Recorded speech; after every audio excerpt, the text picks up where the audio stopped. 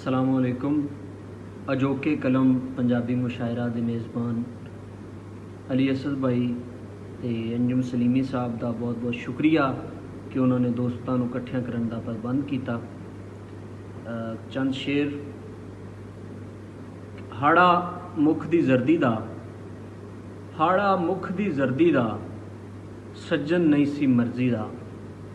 हाड़ा मुख दी जर्दी दा, सज्जन नहीं सी मर्जी दा। मैं थकी टुटी शाम, तूएं वेला सरगी दा। मैं थकी टुटी शाम, तूएं वेला सरगी दा। खुली अख मुसाफिर दी, आखिरी स्टेशन गड्डी दा। खुली अख मुसाफिर दी, आखिरी स्टेशन गड्डी दा। यारा सुट्टी दा नहीं सिर, यारा सुट्टी दा नहीं सिर, बीबा दिल नहीं छड्डी दा। वो दो चार शेर होने के। खादे लूणे मिस्से नहीं, खादे लूणे मिस्से नहीं, जुस्से ताइयों लिस्से नहीं। रब नूं मन्नण वाले भी, रब नूं मन्नण वाले भी, लोड़ पई ते दिस्से नहीं। रब नूं मन्नण वाले भी, लोड़ पई ते दिस्से नहीं।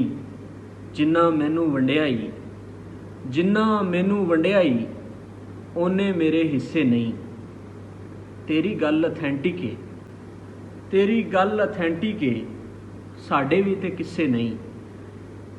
खादे लूणे मिस्से नहीं, जुस्से ताइयों लिस्से नहीं। दो चार शेर हो रहे गज़ल दे के। तू आवें ते जावन खिल, फुल गुलाब ते मेरा दिल। तू आवें ते जावन खिल, फुल गुलाब ते मेरा दिल।